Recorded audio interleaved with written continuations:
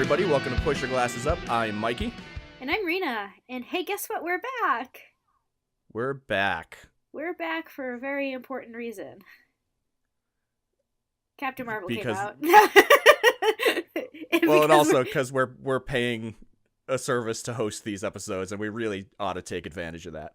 That's okay. I got a fancy new job during our hiatus, so we're covered. Perfect, because I still have no job. So we are going to Wait. Does that make me like the Tony Stark of this operation? Sure. I mean, I really see myself more as a Cap, but anyway. Yeah. Speaking of Marvel.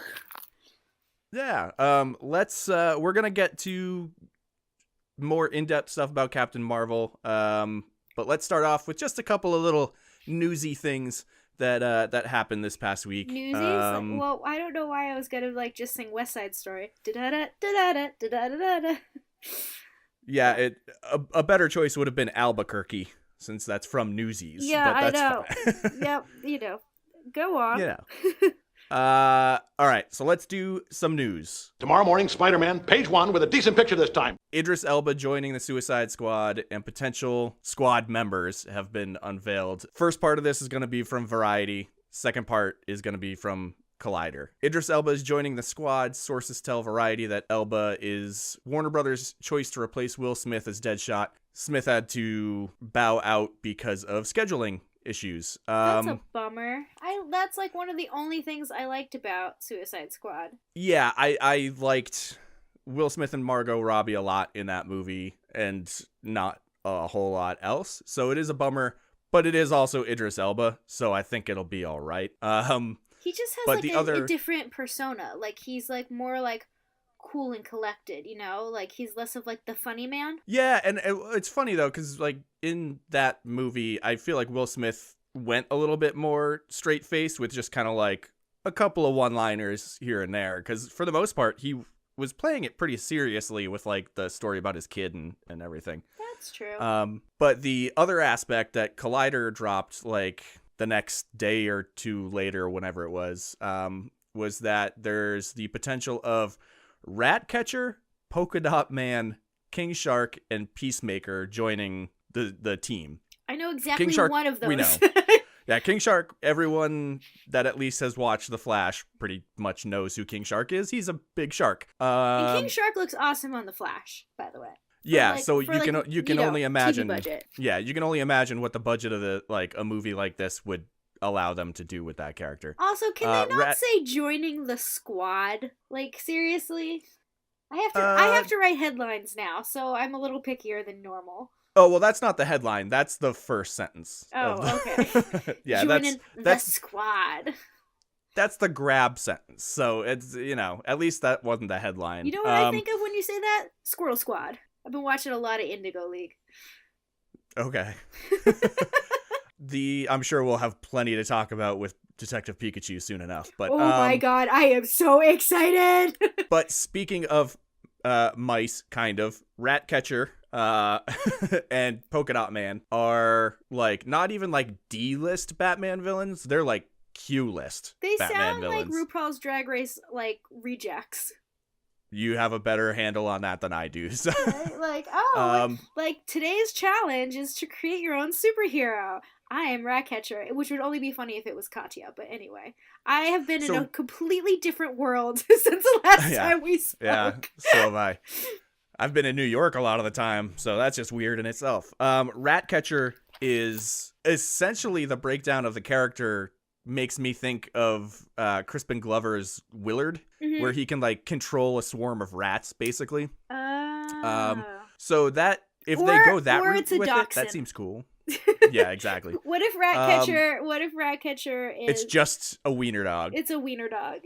Yeah. What they were Polka Dot originally Man. bred for. Polka Dot Man I didn't really know anything about at all, so I just checked up on the character, thinking it was probably going to be the Spot from Spider-Man, where he can, create essentially vacuumous holes with just It's almost like Looney Tunes where he like puts a thing on the wall and then you can like punch through it. It's not though. He literally takes dots off of his costume and turns them into weapons. So instead of being like negative space, he's positive space where he's like, I don't know, gonna make it into knives or something. That sounds like something that would be in like Who Framed Roger Rabbit. Well, the Spot more so than Polka Dot Man, but a little bit Polka Dot Man as well. Yes. And that seems fine to me. And then Peacemaker is an extremist who loves peace so much that he will kill people to keep peace. They're really scraping the bottom of the barrel here. I feel like there's a better rogues gallery than this. Here's the thing. We have to remember James Gunn is directing this movie and writing this movie. So he's doing the Guardians thing and taking really low tier characters and just gonna run wild with them. Plus, Dave Bautista is who is apparently being eyed for Peacemaker. So he's basically just pulling Drax from Drax and making him Drax again. Which, go for it. I'm fine with that. I'm fine with all that. Okay. Sure. Yeah. Sure. I'm trying to process like everything that you just told me, and it's a lot. It's a lot. Oh yeah. There's a lot going on to take there. in. Peacemaker loves peace so much he'll kill for it. I'm pretty sure that sounds like an episode of Whale Wars. It's hilariously convoluted to like work that one out. So is Harley in the next Suicide Squad, or is she just kind of doing her own yes, thing? she is. I was mostly focusing on like new actors and new characters coming in, but she is coming in. The thought is that she's gonna finish filming Birds of Prey and then go immediate. Like she's basically like pulling her own Lord of the Rings kind of thing and going back-to-back movies, but nobody else is. So she's gonna finish Birds of Prey and then go right into Suicide Squad. So and who's to say maybe some of those characters from Birds of Prey also come into Suicide Squad? Who knows? So is that movie like really Birds of Prey, or is it Birds of Prey meets Gotham City Sirens? Because I really want to see Harley and Ivy. It's not that, but it's like some insane. It's the insane name of like Birds of Prey or the Emancipation of what blah blah blah blah blah blah. I'm pretty sure that was a Mariah Carey album. Again, better grab than I do. But you don't remember the Emancipation of Mimi? Come on, that was a classic. I remember songs of hers. I don't remember like titles of albums or anything like that. I remember like maybe 5 songs of hers, and most of them are the ones that are like the roller coaster video. Like that's the main one that I remember. That song is called Fantasy, and that samples Tom Tom Club. Okay. Yeah. I had a Cadbury cream egg, so I'm feeling the sugar course through my veins right now. Perfect. I'm just loaded with facts. From there, we can stick with DC because there's a little bit of news with Shazam. Shazam! Shazam! Which I know nothing about. I mean, I feel like I saw the trailers that I still don't know anything about, like Shazam, but that's okay. It's a kid that gets powers from a wizard. That's basically it. The earlier reactions have been very good. Like, very, very, very good. I pulled 4 tweets from people that I trust in their opinions on movies. So I'll quickly run down them and then we can talk a little bit about it. So Dorian Parks, he's from, again, Collider, and also Geeks of Color.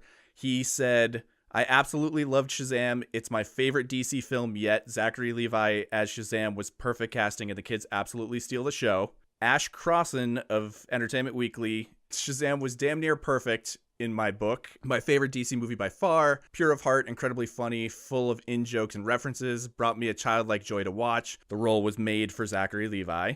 Dan Casey at Nerdist reminds me of when kids' movies were legitimately scary, in parentheses, in a good way. So I'm assuming he means like 80s movies that had like grit and a little bit of darkness to them. And he said absolute blast from start to finish, full of heart and hilarity. And then Peter Soretta from Slash Film basically like echoed all of those, as well as adding I was surprised at how much it wears its heart on its sleeve. So 2 big things I'm taking away from reactions. Zachary Levi fucking kills it, and that they went full on sincerity with this movie. They are trying to make a sincere Shazam movie instead of what a decent amount of the DC universe has been with, you know, the cynicism and skepticism of characters. Falls, muted palette, everybody's angry, rain.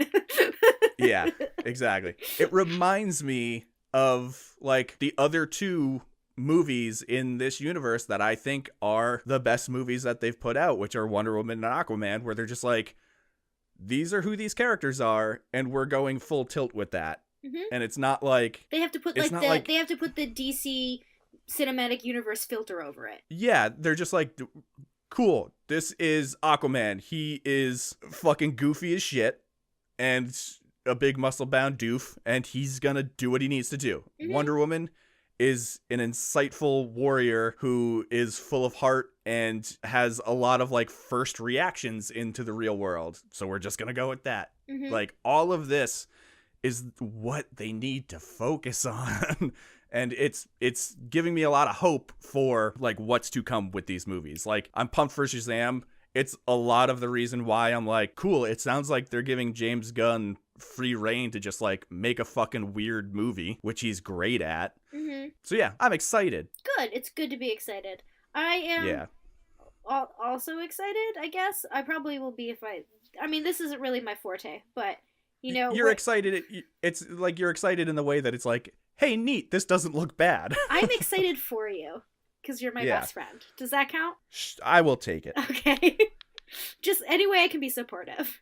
But I will still I will definitely still see Shazam probably opening weekend. Well, I'm super stoked with the fact like there's been the talk of like, oh, it's big, but it's a superhero movie. Like, that's been going back as far as like when they first announced they were doing it.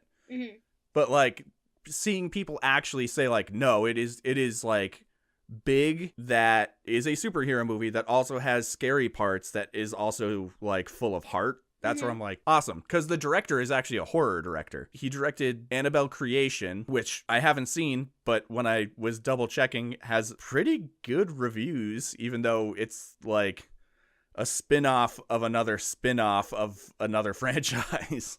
Yeah, I'm down. I'm excited for the first time in a long time about what's happening with the DC side of things with superhero movies. It would be nice if that shift in tone led to like, you know, they've been toying around with a Batgirl movie, and that one I wouldn't want to go like super dark, you know? I think that's been backburnered.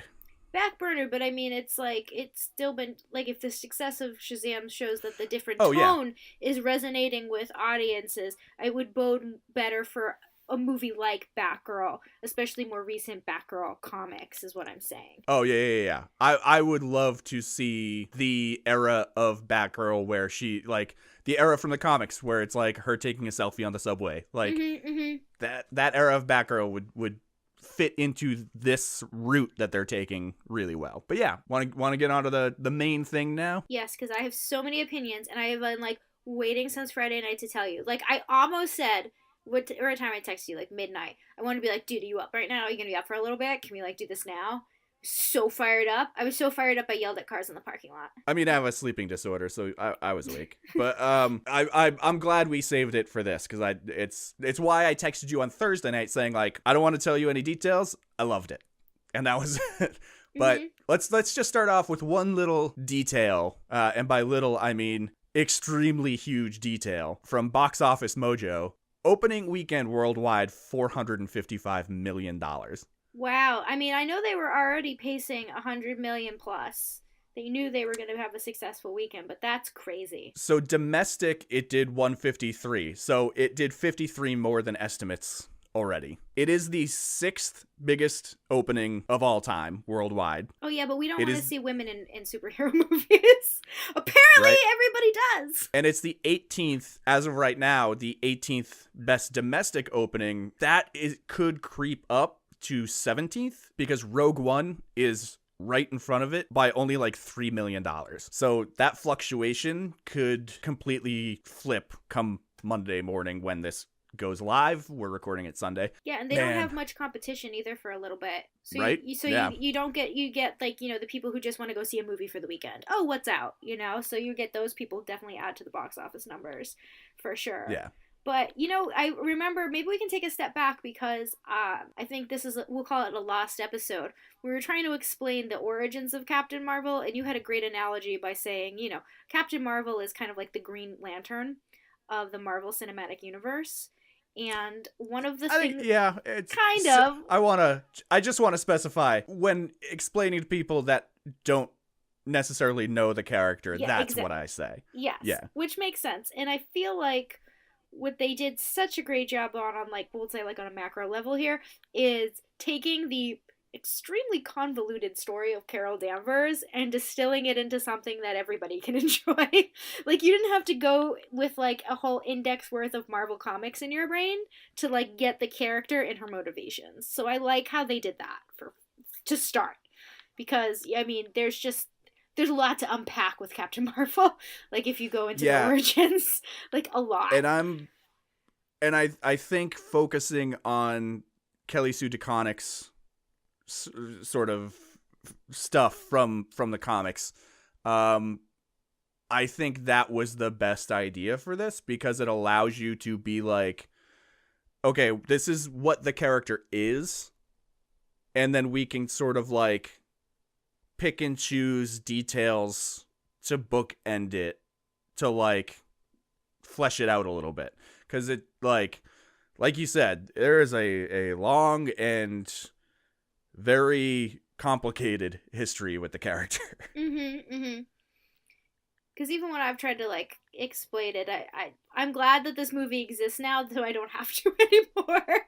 Like, okay, so by the way, and then there was that time that she was Miss Marvel, and then there was Rogue, and then like you start getting into like the X-Men universe, and on and on and on.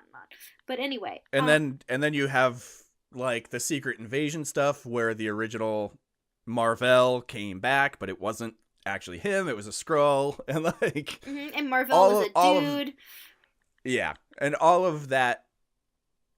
By the way, fucking Annette Bening, right? God damn. But yeah, brushing all of that stuff to sort of focus this movie, I think that was the super right way to go. And there was. So I read some reviews before going into it, and I mean I have my, the same way you have your tweets that you trust, I have my reviewers, like mainstream film critics who I feel like I usually agree with. But I also read some of the negative reviews, and I realized there was a really interesting thing, and that there was like two tracks going on, right? So there's their main story arc and what's going on there, and then there is like this like relatable, like super feminist undertone full of microtransgressions where I was like, it hit me so hard because of like the last 2 years of stuff that I've been dealing with.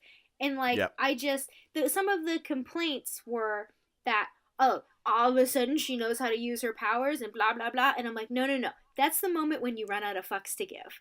I'm like, I don't know if you noticed, like, the way that they kind of did the flashbacks and the way that they kind of built up her story. Nothing was overtly like, you're a girl, you can't do this, blah, blah, blah. It was just like the little things, especially fucking Jude Law saying, I just want to make you the best version of yourself.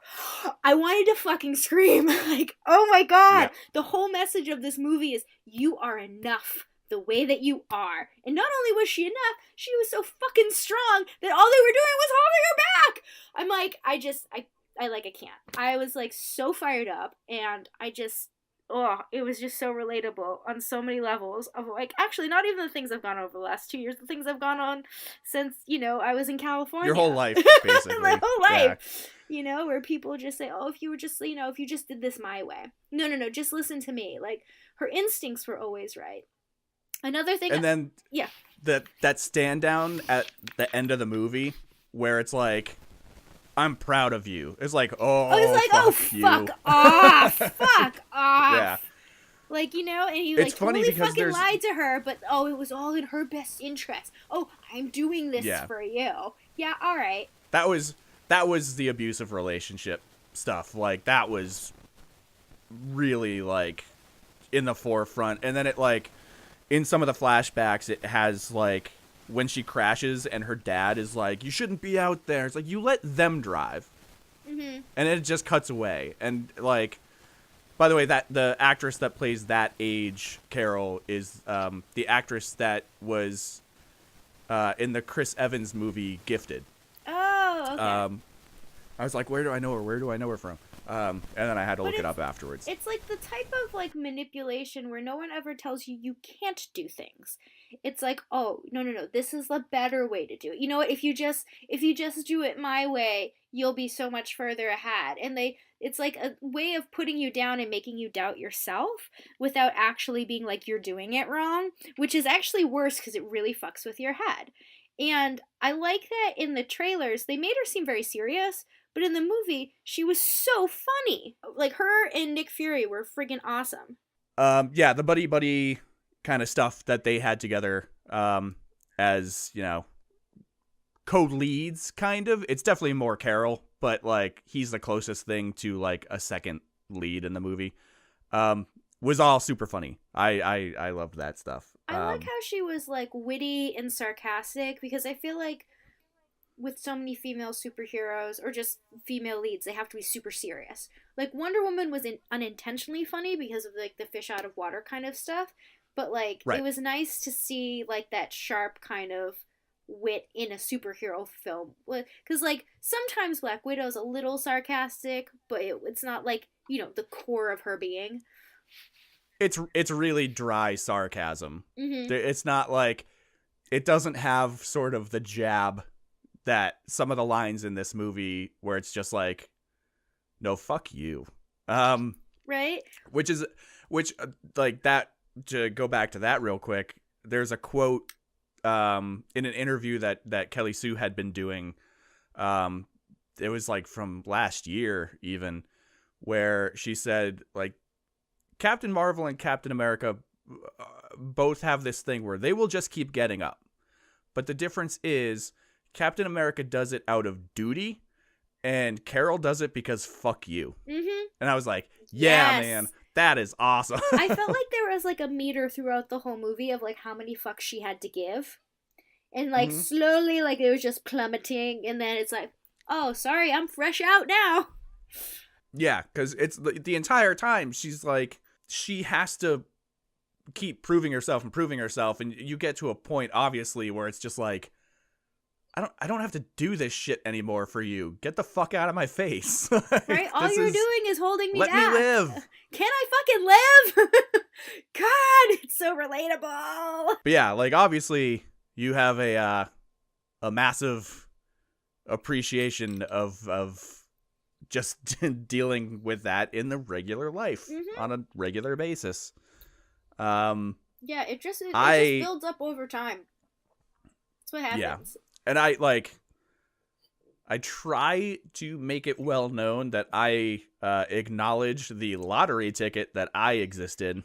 So it's actually a lot of my enjoyment of this movie is seeing how many people. It's similar to how Black Panther was. Like, people getting to see themselves on screen gives me that feeling of, like, what it's like as an adult now to go to Disney and see little kids walking on Main Street USA for the first time and just, like, wide-eyed. It feels like that, and it feels really good to see other people experience that. So it's one of those things where I will never understand this movie isn't for me, so burn it to the ground. This movie's for everybody. It's just more for other people. They did a really good job with making it for both people, right? Because there was the relatability that was all real subtle. And know, unless you've really kind of been through it, maybe you don't always pick up on it, and then you just get to enjoy the story. You know, that's what I mean. It was multi-layered in that sense. Where on the surface, and by the way, everyone being like, oh, you know, worst debut, mediocre Marvel movie, blah, blah, blah. At the time, last time I checked Rotten Tomatoes, it was right on par with the first Captain America movie and the first Thor movie, just as it should be as an introduction, so what the fuck ever. Well, and we know the audience score was manipulated anyway. It was like a 80 or something when I looked. Right on par. Yeah, the audience score thing. I caught it after the glitch thing happened. By glitch, I think they were hacked. By the way. Well, no. So there's the want to see it before it comes out, and it was intentionally being tanked with that. And then, so they just waited until the movie came out, and then they were like, all right, well, now we can just bomb it now. So cinema score, which it's not an open thing. Like, you have to be contacted to give a response on how you feel about a certain movie. It's an A on cinema score. So, yeah. I trust that. Like, I'll go to Rotten Tomatoes for the, like, critic score of, like, okay, it says most critics say you should see this movie. But I never use fucking Rotten Tomatoes for for an audience score. But, like, I don't know. I felt like it was right on pace for an introductory movie. I liked how she had cosmic problems, but she also had, like, real-world adversity when, you know, she was in the 90s becoming an Air Force pilot when women couldn't fly combat missions, which was, like, a very real thing. Which is why they had to do, the only reason they could fly the way they were flying is because it wasn't combat. It was test flights. So, yeah. And I also like they didn't, like, spell it out explicitly, but you know, sometimes you choose your own family. Which I think relates to a lot of people across the board who come from, you know, kind of shitty family situations, but their friends are there for them and they fill that void and, you know, provide, you know, that love and affection that they don't get from their actual blood relatives. And so that was Maria for her, and I kind of love that. Like, she was her best friend, but, like, it was more than that. Like, they grew up together. It was important. And that female friendship. Go ahead. Well, it was, like, their friendship, and, like, I also like that, you know, they're Air Force pilots, they're badass, but they still were, like, they still had an opportunity to be, like, feminine and girlfriends and have fun. I love those, like, the scenes of them at the bar singing karaoke and, like, doing their thing. You know, they didn't have to be all, like, super serious, masculine, blah, we have to compete with the boys like this. Like, they did it their own way. And when Carol started getting her memory back a bit, I really loved the cool aunt relationship she had with Monica. That was honestly, like, one of the most realistic sort of, like, personal things in the movie to me. That came off as a legitimate, like, that was above anything else in this movie. That just felt like Brie Larson with her own niece. Like, that's what that came off as to me. And that is fantastic. And that all happened so after the big reveals of, you know, the plot twist and whatnot, most of this movie is shot like a blockbuster action movie where the field of focus is pretty flat. Like, nothing's too blurry in the background while you're looking at the foreground and reverse. But that scene where Carol comes out after hearing the recording, and they're out in the farmland, and, like, it's a handheld camera, and it is, everything in the background is just completely blurred out. You only see the characters up front in the focus. That felt like a micro indie movie in the middle of this big, huge action movie. And I adored that. Should we talk about that twist? Because it's a twist that I definitely don't think a lot of people talk about. Say the same thing, since that's kind of where it takes place. So the big reveal at Comic-Con a couple years ago was that the Skrulls were going to be the main villain. And which none of us thought was even possible. No. So that was the epic foreshadowing of the getting the rights back to certain things from Fox later that happened, you know, more recently. However, the Skrulls are portrayed, I mean, in the get-go, they're portrayed, like, as you would imagine, as they, you know, take the form of whoever they want, and the Kree have been battling them forever, and, you know, this is epic war going on in space that got brought to Earth, and so we're kind of like, you know, your typical alien invasion type stuff. However, we learned that it's not always the case, and if you, and that Dr. Lawson / Marvell was actually, working to help them. Why would you help them if you're Kree? Well, because they don't have a planet, because they don't want to submit to Kree rule. And if we remember, and we see him, Ronan, the accuser, the Kree kind of have very set ways, some of them, and, there are some, I think there are variations, but there are more extreme arms of the Kree that don't believe in, anyone not submitting to their rule. So that was kind of an interesting take to see that there's, like, this, I don't know if it applies to maybe all the Skrulls, but, there's a significant portion of them that were like, hey, we just want to find a new home. And so they ask her for help. There are Skrulls in the comics that don't like they don't go along with the whole like we are the Skrulls, we need to invade and take over.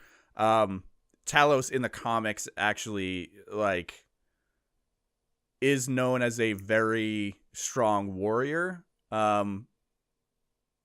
But like he doesn't have the ability to shapeshift in the comics. So he like becomes a strong warrior, but then he's known as Talos the Tamed because he refuses to basically commit ritual suicide after like losing a battle. Mm-hmm. And like you can tell they kept some of those like aspects of the character where he doesn't go along with like we're not fighting this fucking war, we're living as refugees on a planet like trying to hide. So they kept some of the like I'm against this kind of thing aspect of the character, but they definitely changed him a little bit more than I think I would have expected. For one thing, he is able to shapeshift. That's a key difference. And he makes a point of how good he is at it. I really, yeah, and I really like Ben Mendelsohn. Fucking crushed this. Like after seeing him, like I really enjoy him as Krennic, in Rogue One, ironically, as it's maybe about to be taken over by this movie. And I didn't really like him all that much with like Ready Player One let me down in a lot of ways, and I didn't really love his performance in that movie. It seemed pretty drab. Mm-hmm. He like being able to make me feel something through all that fucking makeup is a lot. Mm-hmm. Like that's a good ass job he did. Yeah, I am so glad that they decided to kind of alter that expected story, because if it was just like, okay, so Carol's coming across the Skrulls and she has to hunt them down, that's fine. There's nothing to reveal after that. No. It would just be like, okay, so she's still kind of with the Kree at that point, and yeah, so it would have to be stretched out a lot more if they actually didn't include that twist. So I think it's actually necessary to the MCU to have changed that over. The interesting thing is interesting. If you think about when they capture her in the beginning, now going back and knowing the mm-hmm. twist, they don't torture her. They have like a mind thing. But like it seems like they do, but it winds up not being it. But when like, you hear their dialogue of like, hold on, wait, go back. Okay, I think that's it. Like just the way they're talking conversationally, and she's like, "Get out of my head." They're like, "That's in your head," And they more have just secured her, but no one's shooting at her. Like even though she like blows a hole in the thing, he like still comes to her. Like I don't know. I just felt like she's kicking everybody's ass, but her treatment there wasn't, now looking back, wasn't that cruel? Yeah. They were clearly trying to find something, but it didn't seem like painful, like we are tearing apart your mind.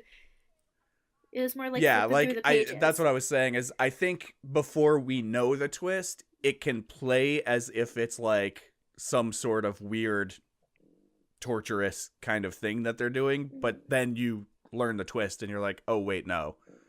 Like then you think about like, oh wait, that did seem like it's a fucked up thing to do to somebody and just read their mind. Mm-hmm. But it's still like, it's pretty tame compared to like oh no, if they were actually doing something to like extract that information, like it would be more of like the Kylo Ren kind of way. That's what I was thinking. Or like when Snoke tries to go into Rey's mind in Last Jedi too, like a more painful, like tearing apart your memories kind of thing, where they're just kind of flipping through. Yeah. And even like their tone of like, wait, go back. I think that's it. You know, like it sounds. Yeah. I imagine it's like when you're watching CSI and like zoom in on that. What's that license plate number? Enhance. They're going over security footage. Yeah. Yeah. That's basically what it is. We should. There are a couple other reveals though too while we're talking about it that just made me think of it. So, do we want to start with the Tesseract or Goose? Well, let's start with Goose because of what he does with the Tesseract. Mm-hmm. So I'm not a cat fan, but Goose was awesome. I am allergic to cats, but it does not mean I dislike them. I just can't be around them for too long usually. Can we talk about how pure Nick Fury and Goose were? Like, just constantly baby talking him. That's the other reveal. But yeah, like knowing comics, one would know that it's not just a cat. What is it called? It's in the comics a named Chewie. A flurkin. A flurkin. A flurkin. It's a fluffernutter. It's a fluffernutter meets merkin. Did you think of me when those tentacles shot out? Well, now. I went and saw it with Matthew, and I was like, "Oh, this is gonna go the hentai route." Yeah. Honestly, did not until you just made that happen. Well, but, Hentai Haven has been offline for a while, so my life's been a little dull. But anyway. But I love the setup of like the last time I trusted somebody, I lost an eye. Mm-hmm. And it was that he was trusting a cat. Yeah. The cat just like was like, I've had enough of you. That is how he lost his eye. Stop petting me now. And I love the way that it's played in the end of the movie with Clark Gregg, with Coulson. Where he just says, I'm not able to divulge that information, basically. Like, oh, fuck. He's just making up stories about how he lost his fucking eye. Mm-hmm. I love it. But it really was a thing that looked like a cat. I love how initially you think that the Skrulls are afraid of a cat. He's like, do you know what that thing is? And he's like, oh, who's my little guy? Who's my little... It actually kind of reminded me of my grandmother because she was terrified of cats.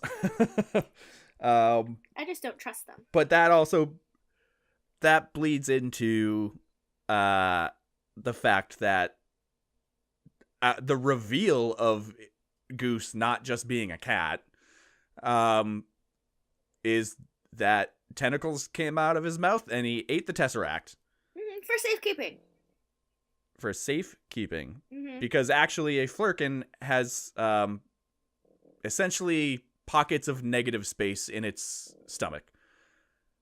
So that's like a perfect place to keep something that houses an Infinity Stone.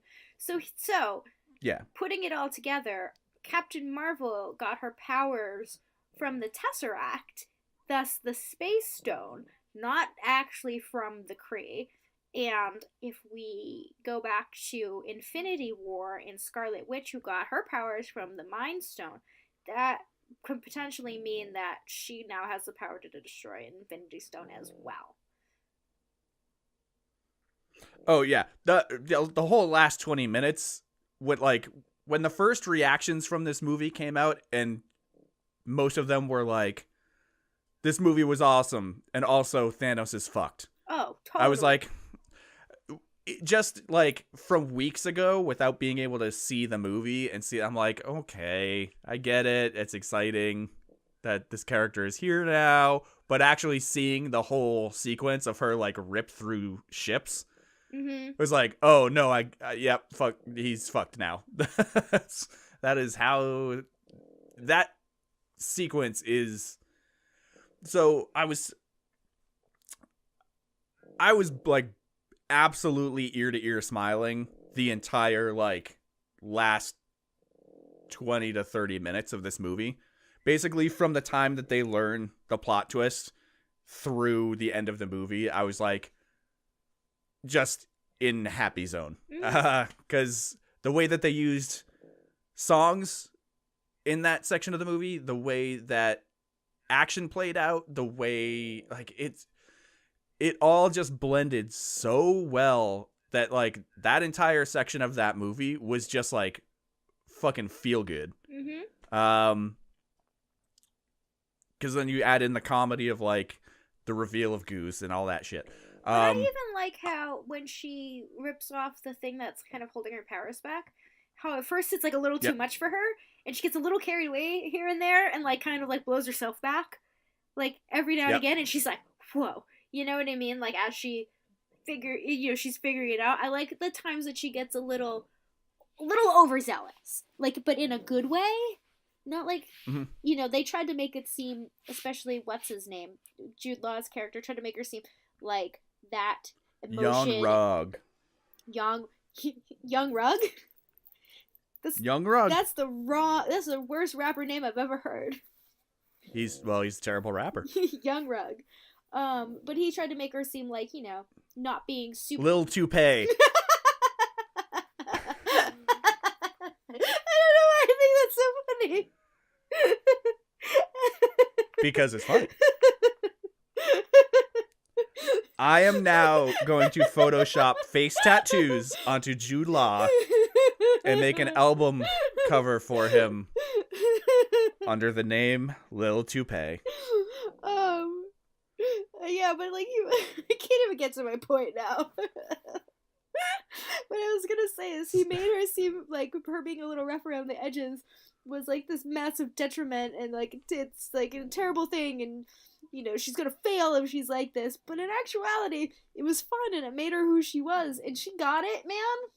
Like, God, you don't have to be like on point all the time, even in battle. The absolute like height of my enjoyment of this movie is in the towards the end of the movie, the final like fight sequence when she's actually like kind of going, not using her powers, but like kind of, well, yeah, she's using her powers, but not like she hasn't gone Super Saiyan. She's like just having a fight with the other members of Young Rog's crew. Young Rog crew. with Lil Toupee's Young crew. Rog, Lil Toupee. But like it's like good fast fight sequence set to like as soon as the first notes of Just a Girl come in, it's like, oh fuck yes, this is fucking perfect. I swear the soundtrack is like my karaoke jams. Unfortunately, I'm going to give you some disappointing news. What is it? So this movie, if you take things that are happening in the movie, I'm gonna have to talk about Stan Lee's cameo now. Stan Lee's cameo, where he's reading the Mallrat script, getting ready to do his cameo for another movie. Yes. That would imply that it is early 1995. And Just a Girl and Only Happy When It Rains came out in September and October of 1995. I'm sorry, everybody. The movie's ruined. I was gonna say, for the record, I sang Only Happy When It Rains at my 6th grade talent show in 1996. I just want to share that with you. And I fucking crushed it! I played guitar. No, you. To Smashing Pumpkins. Oh, now Matthew's listening. Zero. No, Bullet with a Butterfly Wings. That's what it was. That should be Ratcatcher's theme song.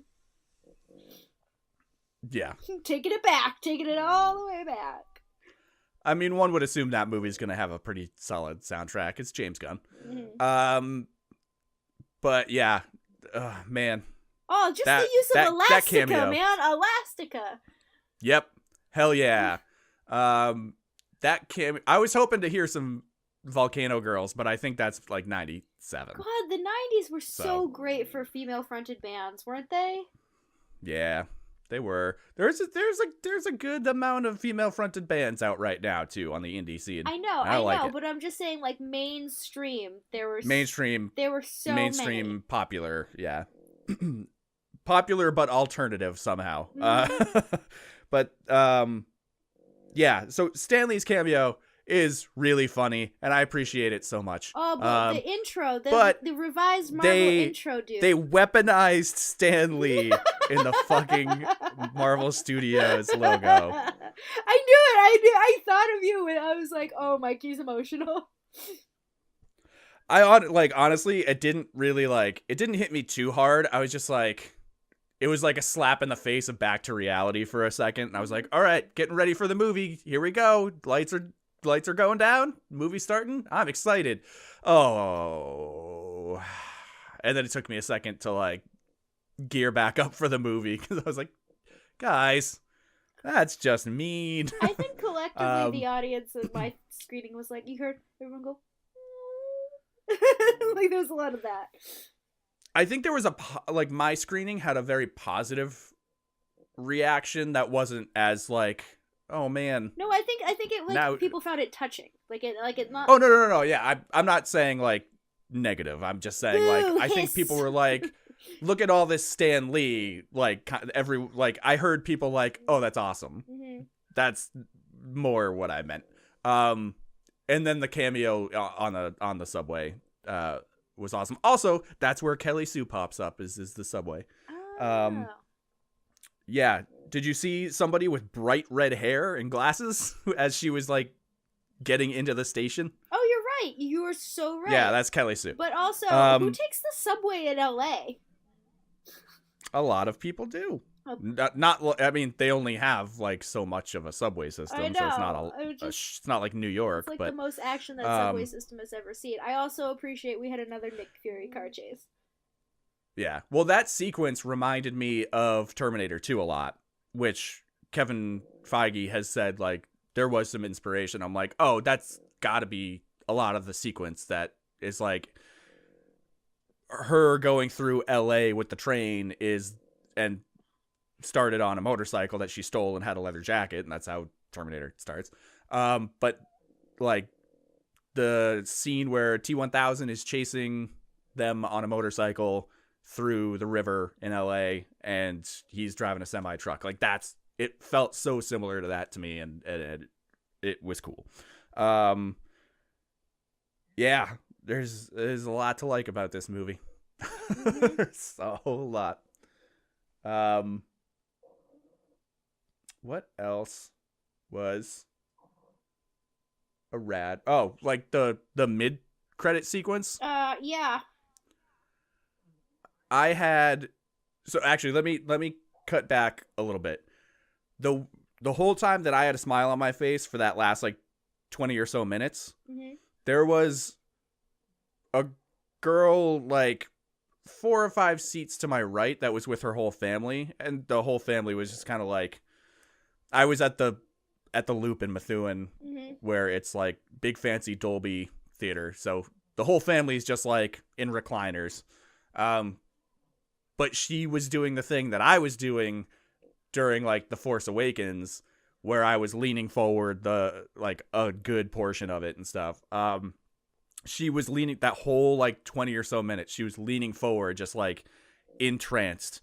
And that is the reaction to this movie that, like I was saying before, it like feels like seeing a kid at Disney for the first time. But then on top of that, the movie cuts to credits, and the credits is awesome and has Celebrity Skin from Hole, mm-hmm. which rules. And then it goes to the first mid-credit sequence. Just her popping in and saying, "Where's Fury?" My fucking crowd started cheering. It was awesome. I haven't experienced that in a while. It was, oh man. it's so good to be like in a crowd of people so positively reacting to a movie that way. Like, as many movies as I normally go to, like, it's just been, I want to say it's been probably since The Force Awakens since I experienced a crowd react that unanimously and that vocally to a movie. It was just fucking rad. Well, when I went to see Aquaman at the same theater, which was the Jordan's IMAX, when her trailer came on, people cheered at the trailer. And like, yeah. Although I will say, as I was walking out of the theater, there were two guys that were like kind of talking about Avengers, and they were like getting so many things wrong, and I was like, hold it in. Of course there were. Of fucking course there were. I wanted to well actually so badly, but I didn't. But the irony is, they would have well actually you with wrong information. Yeah, I know, right? And I was like, my oh my, have the tables have turned.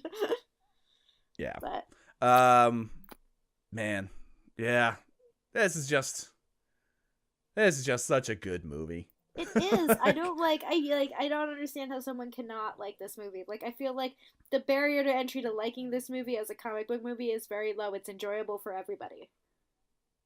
What's funny is, like, I think I texted you saying, like, there's maybe one or two things that I don't think they were, like, mishandled or anything. I just thought, like, the pacing of this movie was quick. Like, it was, like, breakneck speed. I felt like I was out of that movie theater in, like, 45 minutes. That's how quickly this movie went for me. I would like to have seen more of her in the Air Force, too, you know?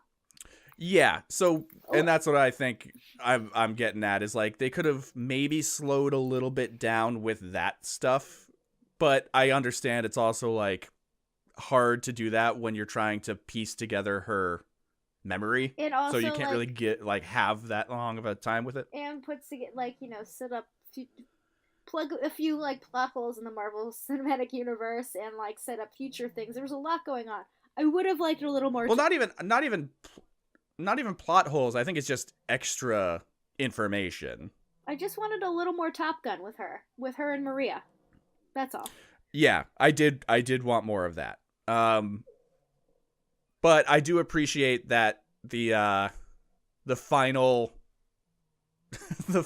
like, when they're chasing Maria through, like, the canyons, it was very reminiscent of Independence Day. It was. When Harry Connick Jr.'s character gets killed. I wish she told somebody. I wish she was like, "Welcome to Earth." And then she smoked a big cigar.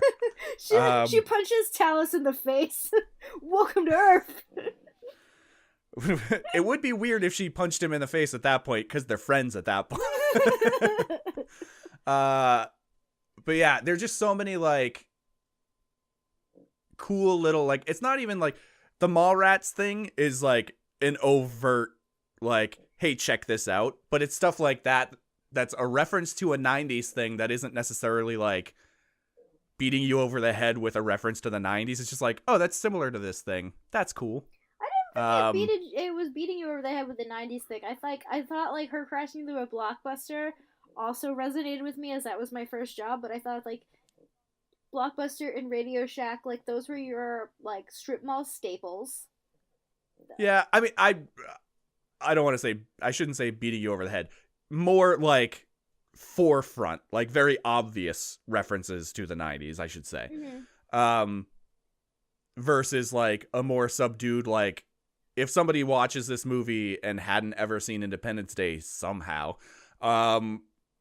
and they were just like, oh, that's a cool little sequence where they go through a canyon. But it's also, like, kind of clearly a reference as well to Independence Day. So it's a subdued reference versus a in-your-face reference. Mm-hmm. I like it. I like this movie a lot. I'm probably gonna end up pre-ordering it, like, this week. I wanted to already. Like, punch things out of happiness when I got out of that movie. Like, somehow I feel validated. I feel vindicated. I had so many emotions, and you know me, I'm pretty much dead inside. Vindicated. I was selfish. I was wrong. I was right. There, I made a musical reference that you knew tonight. This is the emancipation of Riri.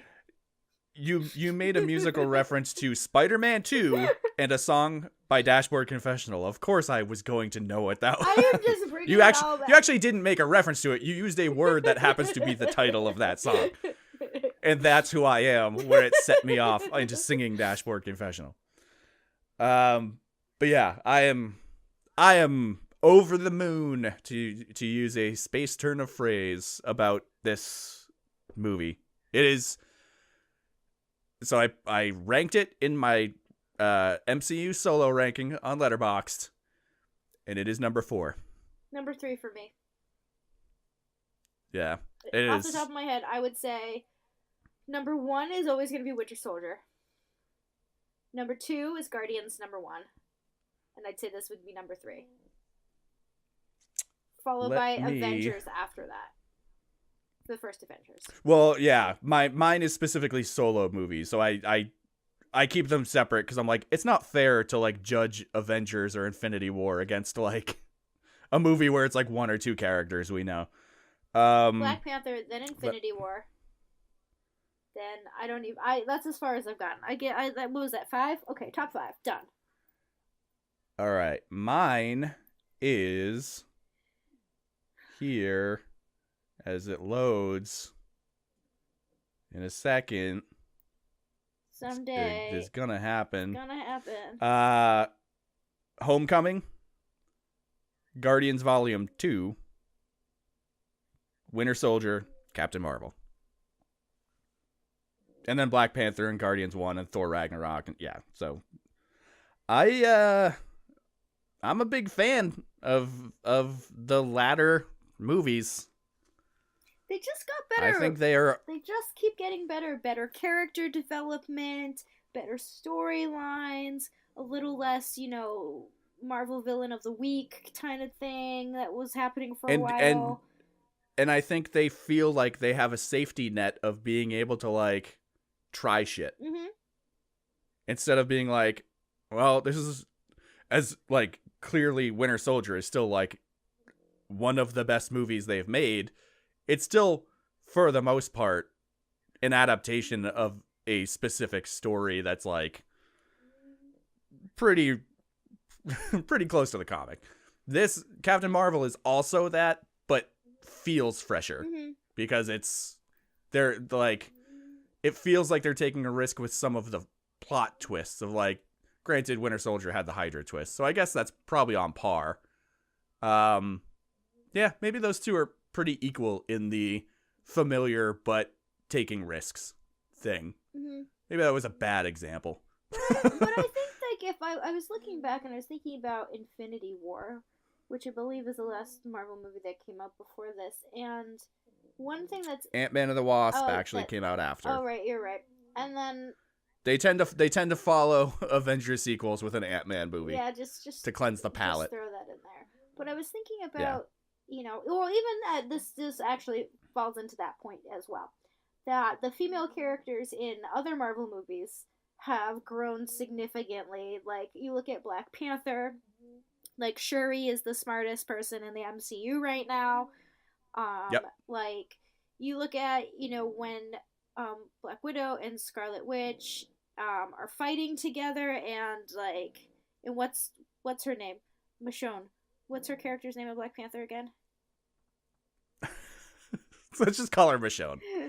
When they're all fighting together, and you like see these 3 badass women fighting together, and then you look at even Michelle, like you look at all the women that are in Ant-Man and the Wasp. So it's not just Evangeline Lilly, but it's also Michelle Pfeiffer, and even the girl who plays, what was it, Ghost? Is that her like villain name? But yep. It's like kind of almost like it's not really about Scott so much anymore. Or even his daughter. Well, like, there's just, like, they're just, women are, like, part of the they're not just shoved in there, like, to fit a quota. They're, like, part of the story. They're building up, friendships and teams and working together. It's like somebody, like, now they're not It's just like somebody there. looked at the real world and was like, oh, women. oh shit, there's gonna be people around them Dude, that are women. Dude, did you know that women are like 50% of the population? I had no idea. More. What? It's more. Did you know? I think it's like 52. It's crazy. I don't even think I've seen one. But, but I feel like there's a lot more. They're not just like romantic interests either. Yeah. I love that she didn't have a romantic interest. Boy. Like, Jude Law wasn't her romantic interest. He was just there. Oh no, that was very much like it was he like was like her. He started off as like her Obi-Wan, a deceptive mentor. Mm-hmm. Like it was a deceptive mentor where it was like, yeah, he's his teacher, but there's something about him that is rubbing me the wrong way through the whole thing. So it's Oh, and like even when he's trying to clearly cover his own ass, like when he's watching the hologram, and like taps on Jaimin Hensu's shoulder, was like, dude, shut up. We're gonna get in trouble if we get caught doing this. Mm-hmm. But I didn't even think about this in the beginning when they're talking about what the what is the name of the collective that runs the Kree Empire? The Supreme the Supreme Intelligence. The Supreme Intelligence. How she's talking about who she sees. And she's like, well, who do you see? And he won't tell her. And I was like, fuck you, and you're fucking withholding information. I was like, way to be emotionally distant. But I read him... You have to tell me everything that you experience, but I don't have to tell you shit. Right. Seriously. But I read him more as, like, her Jedi master over there. Like, that was how the relationship came off to me in the beginning. No romantic lead. But, like, not to, like, say anything against Steve Trevor and Wonder Woman, but I also like there's, like, a nice contrast. Like, we were talking about, I went out to, like, a late lunch and we were talking about this. Like, Wonder Woman is, like, so wide-eyed and confident the whole time because she has, like, never been put down because she's grown up with the Amazons and everyone's a fierce woman warrior and this is how we do things. And, she, like, comes out, like, just so sure of herself and confident. And yeah, that's like kind of like broken towards the end, but it's because she's losing a battle, not because like she's been oppressed.